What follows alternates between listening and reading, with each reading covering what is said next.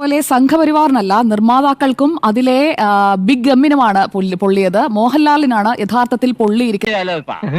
കോടികൾ വാരി 100 കോടി ക്ലബിൽ കയറി എന്നൊക്കെ പറഞ്ഞ് തുടരെ പൃഥ്വിരാജ് പോസ്റ്റ് ഇട്ടുകൊണ്ടിരിക്കുമ്പോൾ ഇതേ പൃഥ്വിരാജ് എഡിറ്റിംഗ് ടേബിളിൽ പോയിരുന്ന് വെട്ടണം. 17 വെട്ട് പോയി കൈകൂപ്പി പറഞ്ഞതാണ്, ഞാൻ വെട്ടിക്കോളാം, എന്റെ പടം തിയേറ്ററിൽ നിന്ന് പിൻവലിക്കരുതേ. പക്ഷേ ഈ വിഷയത്തെ എങ്ങനെയായിരിക്കും പുതിയ തലമുറ, നമ്മുടെ ജനാൽഫയ്ക്ക് പറയാനുള്ളത് എന്തായി? ഇത്രയധികം പൊളിറ്റിക്കൽ ഒരു വിഷയം ആയതുകൊണ്ട് ഇപ്പൊ ഗുജറാത്ത് കലാപം, ബിൽക്കിസ് ബാനോ ആരാണ് എന്താണെന്ന് അറിയാത്തവർ വരെ സെർച്ച് ചെയ്യാൻ തുടങ്ങി.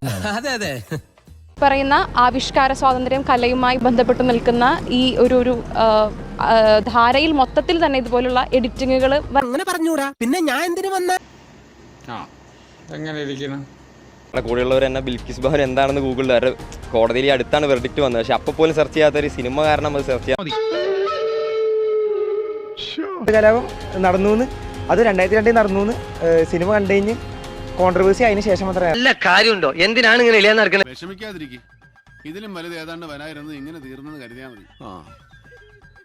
അതുപോലെ ഈ ഗുജറാത്ത് കലാപത്തിന്റെ മെയിൻ ആളെ ആ സിനിമയിൽ ഇങ്ങനെ കാണിക്കുമ്പോൾ പുള്ളി ആരാണെന്നുള്ളത് വരെ സെർച്ച് ചെയ്ത് തുടങ്ങി.